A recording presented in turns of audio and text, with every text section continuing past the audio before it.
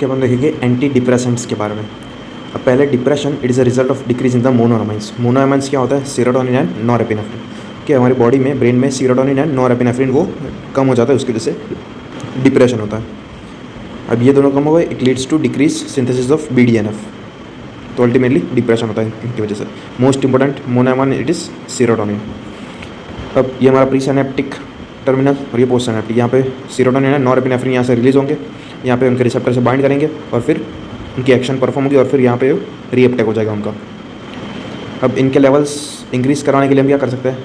पहला, एक तो ये रीअपटेक इनहिबिटर दे सकते हैं, इनका रीअपटेक ना हो इसलिए, या फिर यहाँ पे क्या होता है, इनका डिग्रेडेशन हो जाता है बाय मोनोअमाइन ऑक्सीडेज MAO के MAO सेरोटोनिन एंड नॉरएपिनेफ्रिन का डिग्रेडेशन करवाता है। तो एक तो हम ये रीअपटेक उसको इनहिबिट कर देंगे तो यहाँ पे उनका लेवल बढ़ेगा। दूसरा, ये डिग्रेडेशन बाय MAO उसको हम इनहिबिट कर सकते हैं, तो इससे सेरोटोनिन एंड नॉरएपिनेफ्रिन का लेवल इंक्रीज़ होगा। तो इसमें 4 ग्रुप ऑफ ड्रग्स आती है। पहली है TCA, try cyclic anti depressants, जो अपटेक इनहिबिट करती है।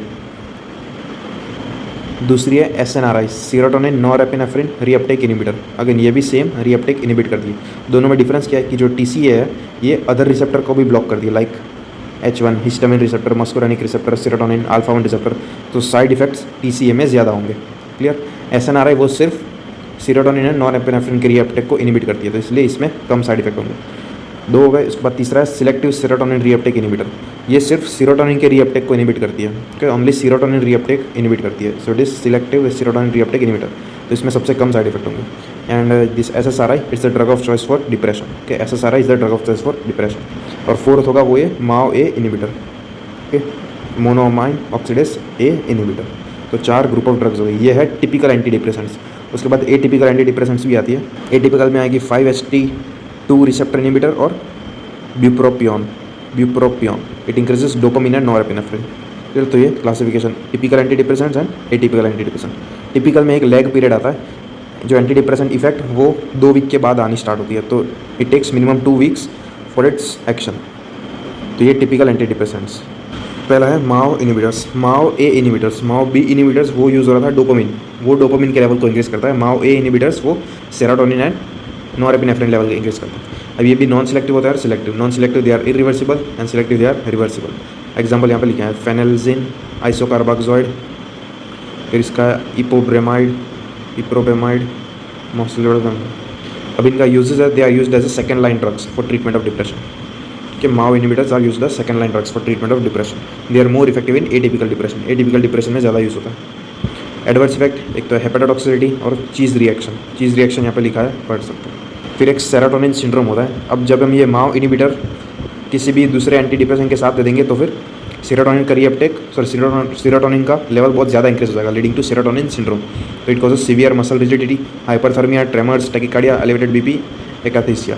तो ये सेरोटोनिन सिंड्रोम। इसलिए MAO inhibitors are contraindicated with any other anti depressants. Serotonin syndrome का ट्रीटमेंट माइल्ड केसेस में बेंजोडाज़ेपिन, मॉडरेट टू सीवियर में क्लोरप्रोमाजिन। क्लियर? तो ये सेरोटोनिन सिंड्रोम। तो ये पहला ग्रुप ऑफ ड्रग हो गया MAO inhibitors. Second is tricyclic anti depression, ये भी सेकंड लाइन ट्रीटमेंट है फॉर डिप्रेशन।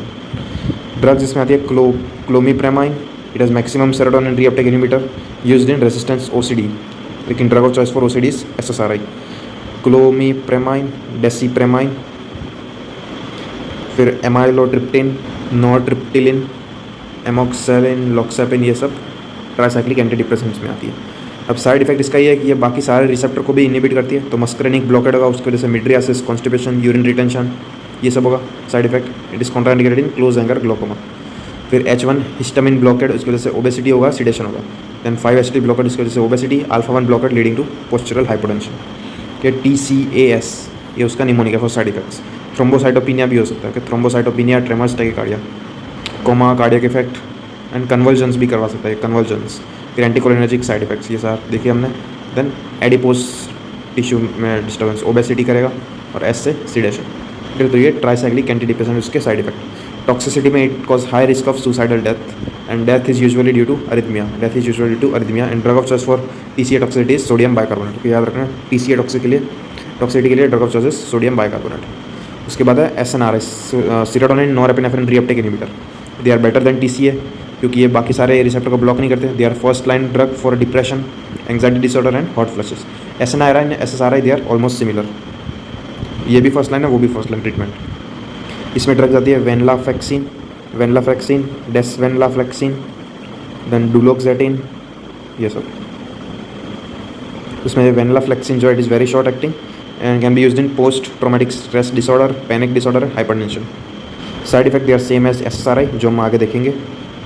अब SSRI selective serotonin reuptake inhibitor, they are drug of choice for depression, both typical and atypical, also for pre menstrual syndrome and also in post menopausal hot flashes.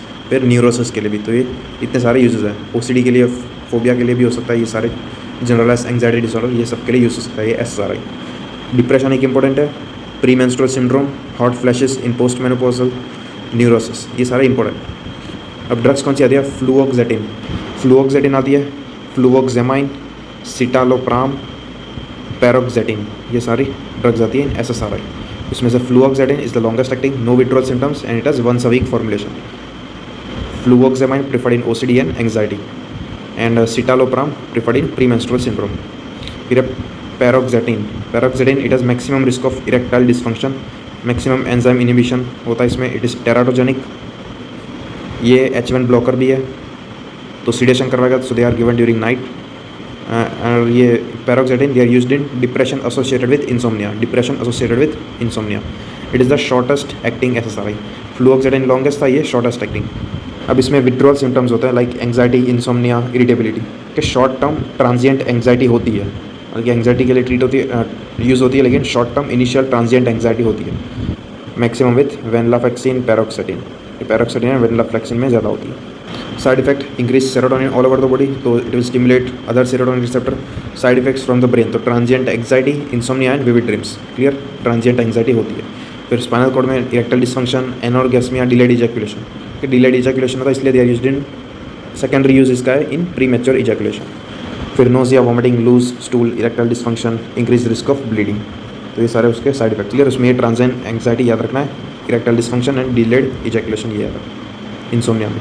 उसके बाद है atypical depression, drug use in atypical depression, तो पहला है 5-HT2 blocker, ये कुछ older drugs है और उनकी यूजेज है, ये देख सकते हो। बट न्यूअर ड्रग उसमें है मिरिटाजेपाइन, इसकी मैकेनिज्म ऑफ एक्शन, एक तो ये 5-HT3 ब्लॉक करता है, साथ में अल्फा 2 ब्लॉक करता है। 5-HT3 ब्लॉक करेगा, उससे एंटीमेटिक इफेक्ट है, प्लस 5-HT2 अल्फा 2 ब्लॉकेट करेगा, उसकी वजह से इसके एंटी डिप्रेसेंट इफेक्ट है।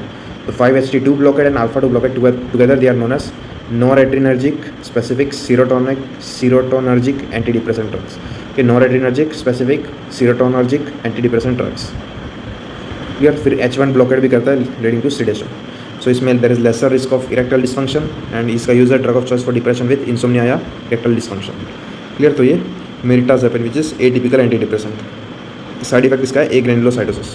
फिर लास्ट है ब्यूप्रोपियोन, ये it increase level of dopamine and norepinephrine. Use है इसका ADHD, ओबेसिटी, डिप्रेशन में सेकेंड लाइन, स्मोकिंग डिपेंडेंस, ये एंटी स्मोकिंग ड्रग है, जो स्मोकर्स है उनमें ये दे सकते हैं ब्यूप्रोपियोन। फिर treatment of peripheral neuropathy. Side effect इसका it is most anxiogenic antidepressant, stimulant effects, similar side effects होते हैं, insomnia, seizures, decreased appetite leading to weight loss, तो ये सारे उसके साइड इफेक्ट और ये यूजेस। फिर यहाँ पर रिसेंट एंटीडिप्रेसेंट है, ये भी देख सकते हो, ये दोनों बस। तो ये था एंटी डिप्रेसेंट। अब देखते हैं ओपियोइड्स के बारे में। अब ये ओपियोइड्स एक्ट करता है 3 रिसेप्टर पे, mu receptor, kappa receptor and delta receptor. Mu receptor में इसकी इफेक्ट्स आती है, उसका निमोनिक है मस्करिन। मियोसिस, जिसमें पिन पॉइंट प्यूपिल करवाता है, so it is avoided in head injury patient, क्योंकि प्यूपिल की डायलेशन कॉन्ट्रैक्शन से ही हम रिकवरी असेस करते हैं हेड इंजरी पेशेंट, इसलिए they are avoided in head injury patient. Okay, पहला miosis, then urine retention, sedation, constipation, analgesia, respiratory depression, इसलिए they are also avoided in asthmatics. Then I से increase muscle rigidity and से negate bile flow, मतलब ये bile stasis करवाते हैं by contraction of sphincter of Oddi, ये bile stasis करवाते हैं। और कभी कभी बाइल रप्चर भी होता है, बाइल डक्ट रप्चर भी होता है, तो negate bile flow by contraction of sphincter of Oddi. Then E से है euphoria which is elevated mood, तो ये सारी इफेक्ट है उसकी ऑन म्यू रिसेप्टर। उसके बाद second receptor is kappa receptor, इसका निमोनिक है cap, constipation, analgesia, antipyretic effect and psychotomimetic effect, उसमें डिस्फोरिया होता है, क्लियर। ये कैपा रिसेप्टर भी इफेक्ट। देन डेल्टा रिसेप्टर में analgesia, modulate release of neurotransmitter and hormones, ये दो ही एक्शन है। कॉमन एक्शन इज एनाल्जेसिया के तीनों रिसेप्टर पे एक्ट करके एनाल्जेसिया करवाता है। और मोस्ट दूसरी इंपॉर्टेंट है इस यूफोरिया। यूफोरिया उसकी वजह से ये एक एडिक्टिव सब्सटेंस होता है। अब types of opioid receptor interaction देखते हैं।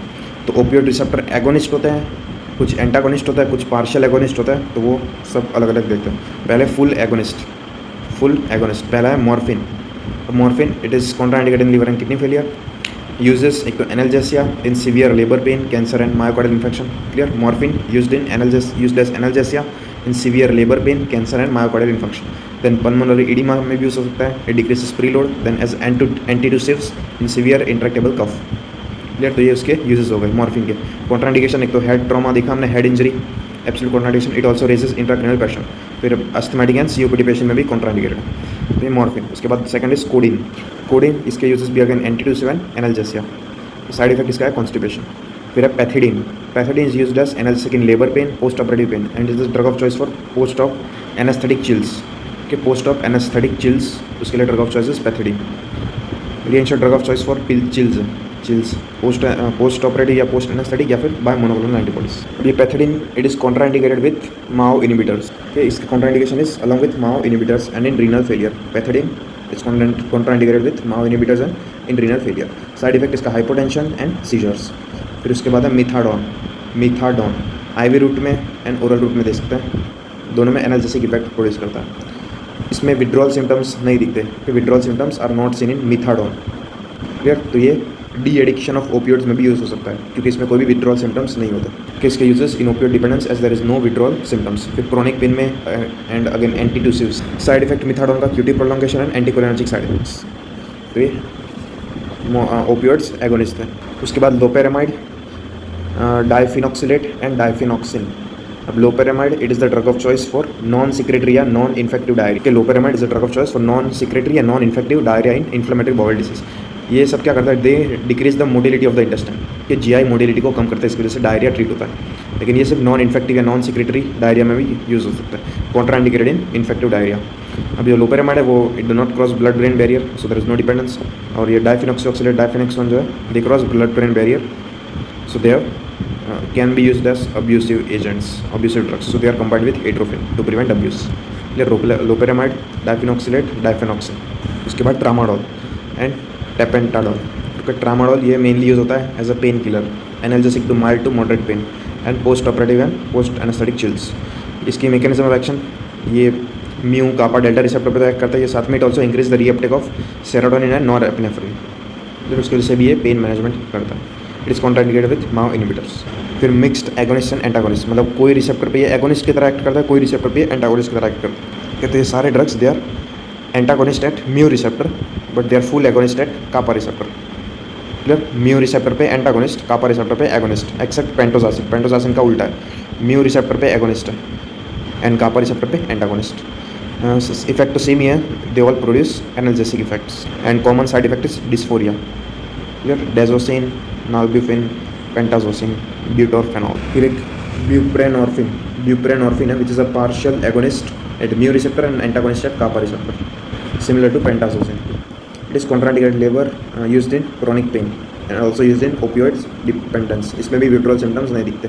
तो उसके बाद प्योर एंटागोनिस्ट, ये सेंट्रल भी होता है और पेरिफेरल भी होता है। पेरिफेरल इतना इंपॉर्टेंट नहीं है। सेंट्रल में नेलोक्सोन, नेलमेफिन, नॉल्ट्रेक्सोन। ओके, नेलोक्सोन एंड नॉल्ट्रेक्सोन याद रखना है।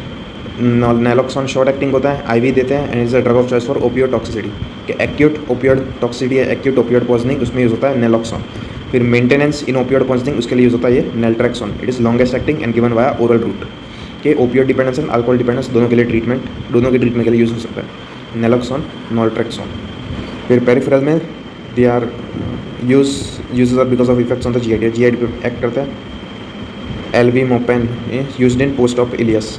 Then naloxegol used in treatment of opioid induced constipation. बस। उसके बाद opioid addiction mainly occurs due to euphoria. अब टॉलरेंस क्या होता है, एक बार हमने ड्रग ली फिर बहुत बार वो ड्रग लेते रहे तो उसका इफेक्ट आना बंद हो जाएगा, हमें डोज इंक्रीज करना पड़ेगा। So it is tolerance. Tolerance develops to all the effects of opioids except constipation, convergence and miosis. उसके बाद है डिपेंडेंस साइकोलॉजिकल होता है और physical. Psychological dependence characterized by craving, physical dependence characterized by withdrawal symptoms। अब withdrawal symptoms of opioid poisoning तो उसके effect है उसका निमोनिक है withdrawal, and they are the opposite effect of mu receptor. फिर विथड्रॉल, डब्ल्यू से W को उल्टा कर देना का mydriasis, increase yawning, hypothermia, hyperventilation, diarrhoea, rhinorrhoea, anxiety, myalgia and lacrimation, ये सारे effects of withdrawal symptoms of opioid poisoning. उसके बाद डी एडिक्शन। अब डी एडिक्शन अगर शॉर्ट टर्म एडिक्शन हुआ था तो सिंपली हम स्टॉप करेंगे ओपियोइड्स, तो विड्रॉल सिम्टम्स आएंगे, विड्रॉल सिम्टम्स को हम ट्रीट करेंगे बाय सिंपैथेटिक, विड्रॉल सिम्टम्स वो सिंपैथेटिक सिम्टम्स होंगे तो उसको ट्रीट करेंगे by beta blockers and clonidine के sympathetic system treatment by beta blockers and clonidine. फिर ऑपोजिट एक्शंस जो हमने देखी है, ऑपोजिट एक्शन देयर ट्रीटमेंट, उसकी ट्रीटमेंट होगी बाय बेंजोडाइजेपिन। तो ये शॉर्ट टर्म एडिक्शन, इसमें सिंपली पहला है stop the opioids, withdrawal symptoms आएंगे और फिर उसे ट्रीट करेंगे। लॉन्ग टर्म एडिक्शन, उसमें क्या करेंगे, we will replace opioid with methadone, कि मिथाडोन हमने देखा था नो विड्रॉल सिम्टम्स, मिथाडोन या फिर बुप्रेनॉर्फिन भी यूज़ करते हैं, लेकिन मिथाडोन यूज़ करते हैं मोस्टली, तो मिथाडोन यूज़ करेंगे। फिर decrease the dose gradually and stop the drug, and to prevent relapse maintenance के लिए हम नैलट्रैक्सोन देंगे, कि स्टार्ट करेंगे मिथाडोन से, फिर मेंटेनेंस के लिए नैलट्रैक्सोन देंगे। तो ये de addiction of opioids. Okay, this are the drugs for opioids, opioid full agonist, mixed agonist, antagonist and ये एंटागोनिस्ट। कि अब हम देखेंगे एंटी एपिलेप्टिक ड्रग्स। अब मेन जो चीज़ याद रखनी है, इसमें जो एक्साइटेटरी न्यूरो ट्रांसमीटर होता है वो होता है ग्लूटामेट, और इनहिबिटरी न्यूरो ट्रांसमीटर होता है वो होता है गाबा। तो हमें इसमें करना क्या है, हम गाबा का रिलीज इंक्रीज करना है या फिर ग्लूटामेट की एक्शन डिक्रीज कर दिए, तो उससे हमारा एपिलेप्सी ट्रीट होगा। एपिलेप्सी में होता क्या है, एक्साइटेशन ऑफ द न्यूरॉन वो बहुत ज़्यादा हो जाती है, इसकी वजह से मसल कॉन्ट्रैक्शन होता है, कॉन्ट्रैक्शन रिलैक्सेशन, फिर clenching of teeth, spontaneous urination, defecation, ये सारा होता है मैकेनिज्म। एक तो एक्शन पोटेंशियल इंक्रीज होगा, cortical neuron depolarisation, sodium channel open होगी, depolarisation of the spinal cord segment and spontaneous contraction and relaxation of muscle, ये generalised seizures.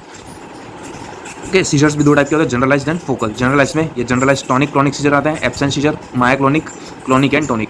Generalised tonic clonic मतलब इसमें टोन भी इंक्रीज होती है, मसल टोन इंक्रीज होती है, साथ में क्लॉनिक मतलब repeated contraction relaxation, contraction relaxation. तो ये जनरलाइज्ड टॉनिक क्लॉनिक सीजर, ये most common type of seizure. फिर एब्सेंट सीजर, इसमें कोई भी ऐसा क्रॉनिक कॉन्ट्रैक्शन रिलैक्सेशन वैसा कुछ नहीं होता, इसमें सिर्फ माइल्ड सिम्टम होता है लाइक स्टेयरिंग लुक, और ये लास्ट करता है फॉर लेस देन 10 सेकंड। फिर मायाक्लोनिक में अगेन कॉन्ट्रैक्शन रिलैक्सेशन, तो ये जनरलाइज सीजर। फिर focal scissor, simple partial and complex partial. Simple partial में कॉन्शियसनेस प्रेजेंट होती है, कॉम्प्लेक्स पार्शियल में कॉन्शियसनेस लॉस्ट होती है। अब एंटी एपिलेप्टिक ड्रग्स, उसकी मैकेनिज्म ऑफ एक्शन क्या होगी, एक तो हमें गाबा का रिलीज इंक्रीज करना है, ग्लूटामेट की एक्शन को कम करना है, दूसरा हम कैल्शियम चैनल ब्लॉकर्स देंगे, सोडियम चैनल ब्लॉकर्स देंगे एंड पोटेशियम चैनल ओपनर्स देंगे। ये तीन क्या करेंगे, मसल की कॉन्ट्रैक्शन या एक्शन पोटेंशियल इसको कम करेगा, इसकी वजह से मसल कॉन्ट्रैक्शन रिलैक्सेशन वो सब कम होगा। ठीक है, तो ये गाबा इंक्रीज करना है, ग्लूटामेट डिक्रीज करना है, कैल्शियम चैनल ब्लॉकर्स देंगे, सोडियम चैनल ब्लॉकर्स हैं, potassium channel openers. Potassium channel openers क्यों देंगे, क्योंकि हाइपर पोलराइजेशन होगा तो फिर रिलैक्सेशन हो जाएगा, तो इसलिए मसल रिलैक्स होगा। तो ये मैकेनिज्म ऑफ एक्शन। पहले जनरलाइज्ड सीजर्स, उसमें GTCS, और दूसरा है myoclonic seizures. Clinical presentation, clenching of teeth, spontaneous urination, defecation के repeated contraction relaxation of the muscles, staring look, loss of consciousness, ये सारे फीचर्स होंगे। फिर absent seizure, clinical presentation is brief, staring episode for less than 10 second. Absent seizure, उसका cause होता है calcium channel alone, sodium channel has no role. तो इस absent seizure, उसमें हम ड्रग देंगे which is calcium channel blocker. Calcium channel alone is the cause of absent seizure. वैसे partial seizures में cause is sodium channel alone, calcium has no role. तो partial seizures में sodium channel blocker देंगे, absent seizure में calcium channel blocker देंगे। Treatment of seizure, generalised में both calcium and sodium channel blocker देंगे। Drug of choice is calcium channel blocker which is valproate, कि valproate is the drug of choice. फिर partial seizure, उसमें sodium channel blocker, उसमें carbamazepine. Then certain add on drugs like potassium channel opener, drug increasing GABA effect and decreasing glutamate. And duration of the therapy should be at least till 2 years of seizure free period. Exception is myoclonic seizure and और stroke induced seizure, जिसमें life long therapy होती है। अब एक एक anti epileptic drug देते हैं। पहला है calcium channel blockers, example is valproate. उसकी एक mechanism of action main is calcium channel blocker. फिर सोडियम चैनल ब्लॉकर भी है, so it is second line drug in partial seizure. फिर increase GABA, then block histone deacetylase that cause neuronal proliferation. ये उसकी mechanism of action है valproate की। Calcium channel blocker, sodium channel blocker, increases GABA and block histone deacetylase. Uses, it is the drug of choice in GTCS, myoclonic seizure, atypical absence seizure, Lennox Gastaut syndrome या LGS, इसमें mixed seizure, more than 2 types of seizures आते हैं, it is difficult to treat. Then patients with bipolar disorder, rheumatic chorea, इन सब में drug of choice is valproate. Other uses acute mania, bipolar disorder and prophylaxis of migraine, कि prophylaxis of migraine में भी use हो सकता है। Side effect इसका निमोनिक है वालप्रोएट। V से वॉमिटिंग, A से एलोपेशिया, L से लिवर डिसीज, P से pancreatitis and increase risk of PCOD। Then R से रैश एंड एलर्जी, ओ से ओबेसिटी, ए से अटेक्सिया एंड टी से टेराटोजेनेसिटी। मतलब valproate is a teratogenic drug. So ये न्यूरल ट्यूब डिफेक्ट्स करवाता है इन द फीटस। सो जब भी हम वालप्रोएट देंगे to any pregnant female, we have to give high dose folic acid 400 gram per day. High dose folic acid is given along with valproate. Second calcium channel blocker is ethosuximide. Again इसका mechanism is calcium channel blockade is the drug of choice in typical absence seizure. कि absence seizure में calcium channel blocker use करते हैं, बता दिया। Typical absence seizure में ethosuximide, atypical absence seizure में valproate. इसका side effect mnemonic is ethos, emesis, toxic to the CNS, haematological toxicity and SLE, ethosuximide. उसके बाद है sodium channel blocker. Drugs are phenytoin, diphenyl hydantoin. Phenytoin and diphenyl hydantoin uses GTCS, partial seizure, treatment of neuropathic pain, and it is a anti arrhythmic drug class 1B। तो ये sodium channel blocker. Routes oral या फिर IV route की side effect है, it precipitates with glucose, so it is given with NS। दूसरा purple glove syndrome, ये thrombosis करवाता है। ओके, IV फेनिटोइन जब देंगे it cause thrombosis of vein causing oedema, pain and discolouration, इसे कहते हैं पर्पल ग्लव सिंड्रोम। तो IV फेनिटोइन उसके ड्रॉबैक्स। फिर टिश्यू नेक्रोसिस भी करवाता है, hence we prefer IV fosphenytoin. Okay, IV phenytoin नहीं, IV fosphenytoin is preferred which is water soluble. अब side effect of phenytoin is mnemonic is hydantoin. H से hyperplasia of gum, तो most common is hyperplasia of gum, so इसलिए oral hygiene is essential. Then hirsutism, hyperglycaemia, फिर ये H। फिर Y से है lymph adenopathy. D से है decrease vitamin D absorption and diplopia. फिर A से है एटेक्सिया, N से nystagmus. This are the cerebellar symptoms, तो सेरिबेलर टॉक्सिसिटी करवाता है ये फेनिटोइन। फिर T से again teratogenicity because foetal hydantoin syndrome like cleft palate and cleft lip. फिर O से osteomalacia, hypocalcaemia and reduced bone matrix के ऑस्टियोमलेसिया करवाता है। एंड IN से inducer of enzyme and induces vitamin K metabolism.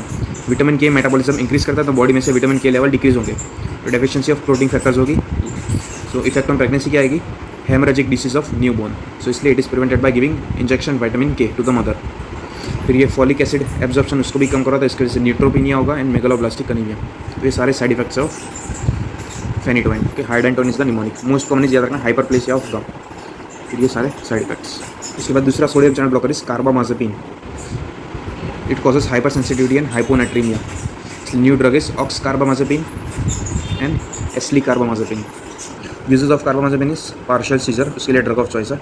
Drug of choice for partial seizure is carbamazepine. Partial seizure में क्या था? Sodium channel blocker use हो रही थी, एब्सेंस में कैल्शियम चैनल ब्लॉकर। फिर GTCS में भी हो सकता है use trigeminal neuralgia, trigeminal neuralgia, इसमें carbamazepine is preferred. Then mania, bipolar disorder, rheumatic chorea, इसका साइड इफेक्ट उसका निमोनिक है हेड्स। H से डाइल्यूशनल हाइपोनेट्रीमिया, ये मोस्ट इंपॉर्टेंट। कार्बामाजेपिन क्या करता है? ADH रिलीज इंक्रीज करवाता है, leading to SIADH, syndrome of inappropriate anti diabetic hormone. इसकी वजह से डाइल्यूशनल बहुत ज़्यादा वाटर लॉस होगा, बहुत ज़्यादा वाटर रिटेंशन होगा, leading to hyponatraemia, dilutional hyponatraemia.